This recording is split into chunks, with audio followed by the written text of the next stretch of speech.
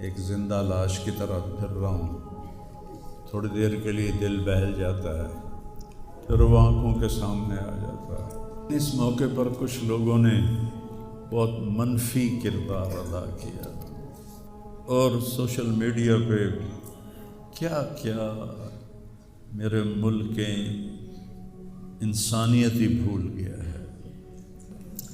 میرے بیٹے کی لاش میرے سامنے ہر وقت نظر آتی رہتی ہے، اور کوئی کہہ رہا ہے خواب جھوٹا بیان کیتا سوں، کوئی کہہ رہا ہے بیان کرنا والا کوئی جھوٹا ہے ہی، کوئی کہہ رہا ہے قرآن خوانی کیوں کیتی سوں، یہ تو حرام ہے، کوئی کہہ رہا ہے دعا کیوں کروائی سوں۔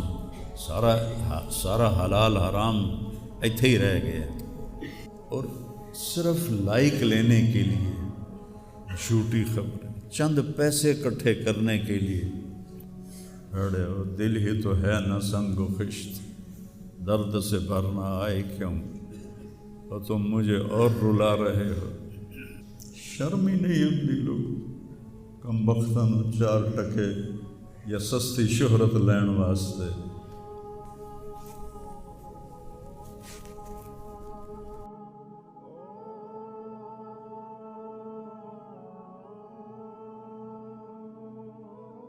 شکر ہے بہت لوگوں نے تعزیت کی، لیکن اس موقع پر کچھ لوگوں نے بہت منفی کردار ادا کیا۔ میں ایک جوان بیٹے کی میت اٹھا رہا ہوں اور اس کو قبر میں اتار رہا ہوں، اور سوشل میڈیا پہ کیا کیا میرے ملک کے انسانیت ہی بھول گیا ہے۔ اسلام کو پتہ نہیں کیا بنا دیا ہے۔ اسلام تو آتا ہے جب نبی کی زندگی سامنے ہوتی ہے،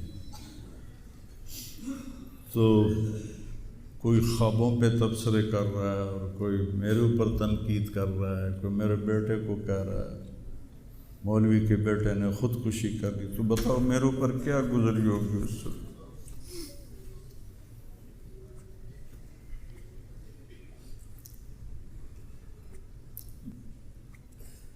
حضرت عمرو بن ابسہ سے پوچھا یا رسول اللہ، سب سے اعلیٰ درجے کا اسلام کیا ہے؟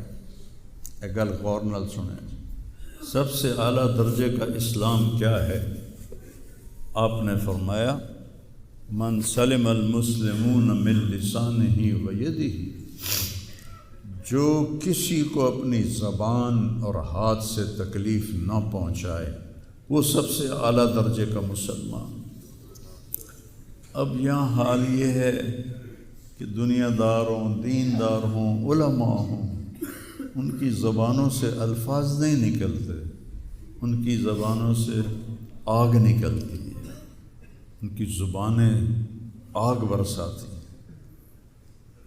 تو جب زبان آگ برسائے گی تو دل نفرت سے بھرا ہوگا، لیکن میں نے کہا یا اللہ، میں نے تجھ سے وعدہ کیا تھا کہ میں اپنی وجہ سے کبھی کسی سے نفرت نہیں کروں گا، کسی سے بغض نہیں رکھوں گا، کسی سے قطع تعلق نہیں کروں گا۔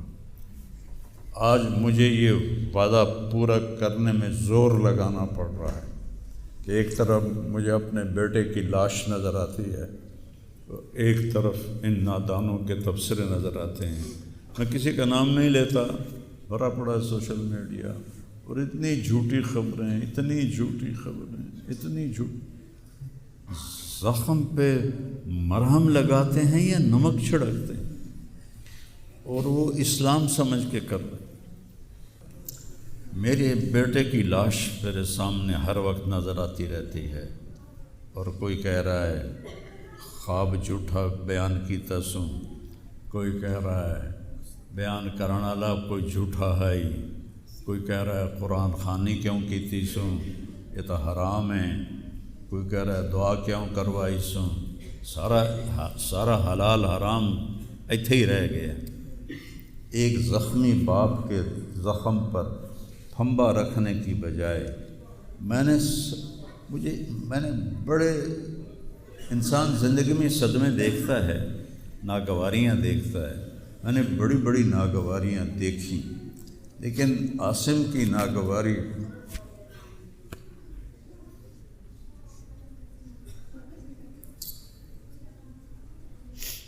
عاصم لا انساک ما ذر شارق وما ناہ عمر الحمام المطوقہ عاصم قلبی کل یوم ولیلۃ الیک بما تخفی النفوس معلقہ۔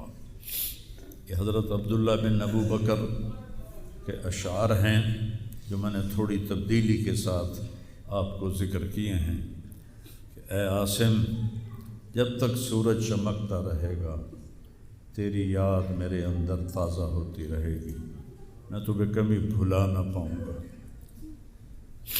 اے عاصم، دن ہو یا رات ہو تیری یادوں سے میرا بسیرا ہو رہا ہے، میرا دل تجھ میں دن میں بھی اٹکا ہوا ہے، رات کو بھی اٹکا ہوا ہے۔ یہ اس وقت میری حالت ہے۔ تو میں اس کانپتے ہاتھ کو دیکھتا ہوں، پھر یہ شعر پڑھتا ہوں، ترکت اباک مرعشۃ یدا، تو نے کس حال میں باپ کو چھوڑا کہ اس کے ہاتھ کانپ رہے ہیں، وَأُمُّكَ لَا تُسِيغُ لَهَا شَرَابًا، اور تیری ماں کا سینہ اتنا گھٹ گیا ہے کہ اس کے اندر پانی بھی نہیں جا رہا جو سب سے آسانی سے چلا جاتا ہے۔ یہ کیفیت ہو ماں باپ کی، اور کوئی مولانا اٹھ کے تبصرے کر رہا ہو، کوئی مفکر اٹھ کے تبصرے کر رہا ہو، بتاؤ میرے اوپر کیا گزری ہو۔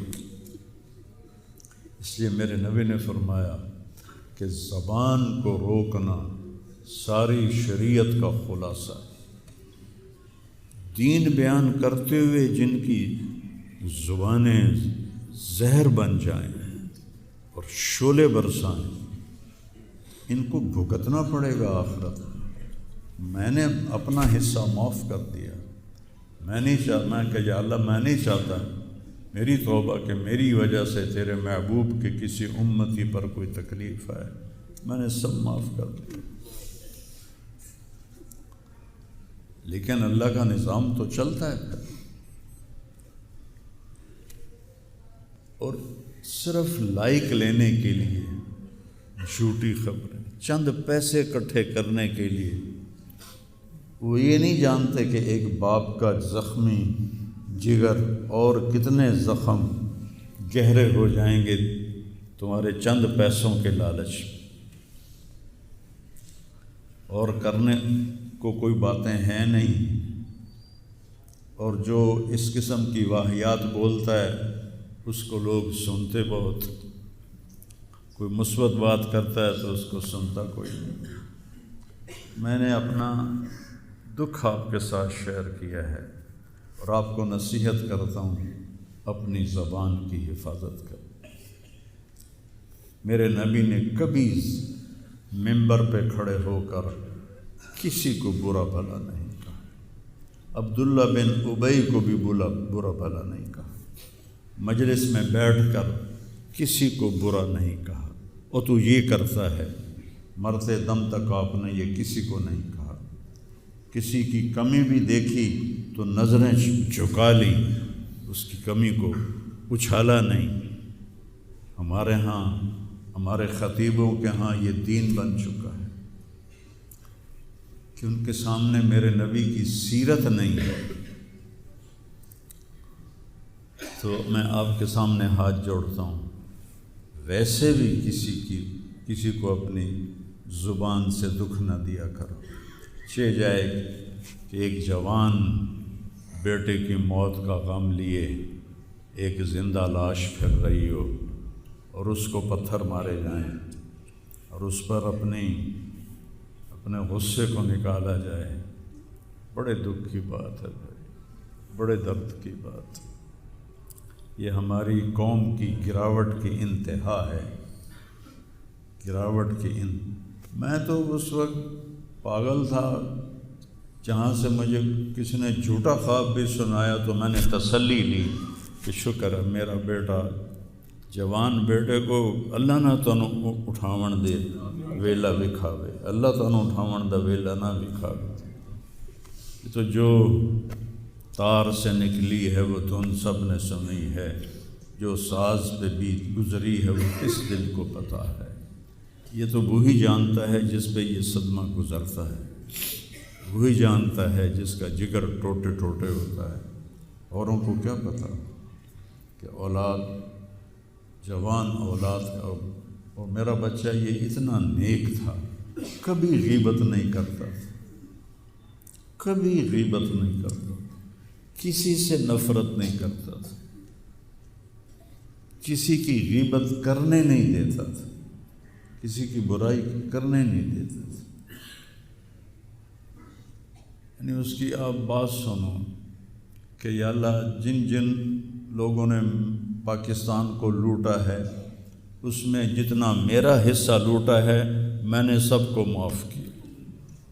ایسے اخلاق والا بچہ میرا مر جائے اور مجھ پر تان و طنز ہو رہا ہو، قرآن خوانی کیوں کرائی، کوئی کفر کر دیتا ہے، اسلام ہی چوں نکل گیا۔ یہ دیوبندی بریلویوں نے آپس میں لڑ کے پوری امت کا بھولیا بگاڑ کے رکھ دیا۔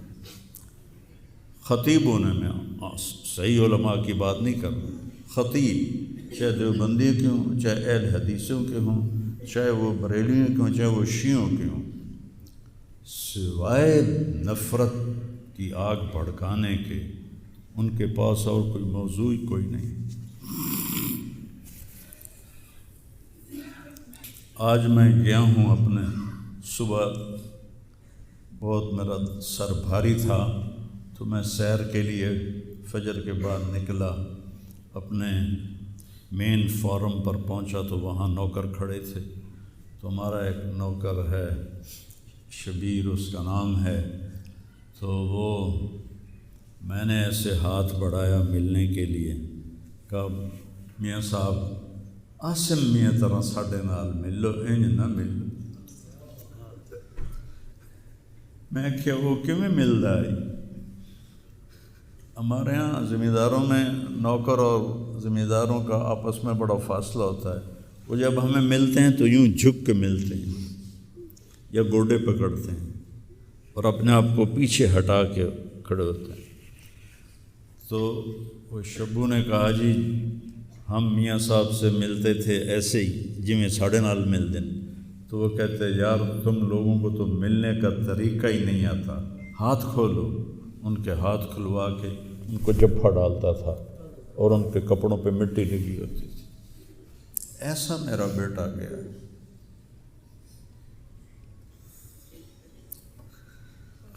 نوکر کے منہ سے نوالا نکال کے اپنے منہ میں ڈال کے کھا لیتا تھا۔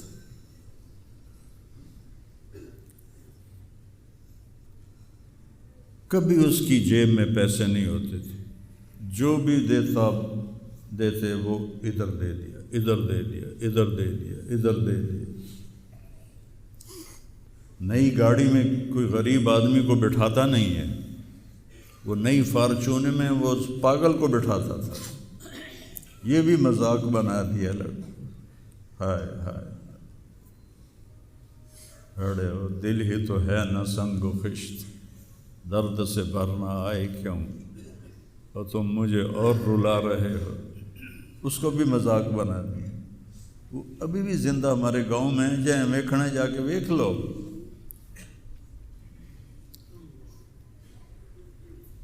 اور اس نے کہا کہ میرے رب نے میری بخشش کر دی اس ملنگ کی خدمت کی وجہ سے۔ کسی پاگل دے کپڑے وٹامنا، ناوامنا، وہ دے وال کٹامنا، وہ دے نو کٹامنا، ایک زمیندار دے بیٹے دا اے کوئی سوکھا کام؟ وہ دے ماں پیو نان کر دے۔ اتنا غریبوں سے اس کو پیار تھا، اور سخاوت کوٹ کوٹ کے بھری تھی، اور نوکروں کو بھی بھائی کہہ کر بلاتا تھا۔ ہم لوگ بلاتے ہیں اوئے ایدیا، ہمارے جو ہم نے اپنے والدین کو دیکھا، چاچے تائے بابے دیکھا، اوئے برا، کہتا بھائی ادھر آئیے۔ یہ جا ہیرا بندے دا کھڑی جاوے تو دا کیا لس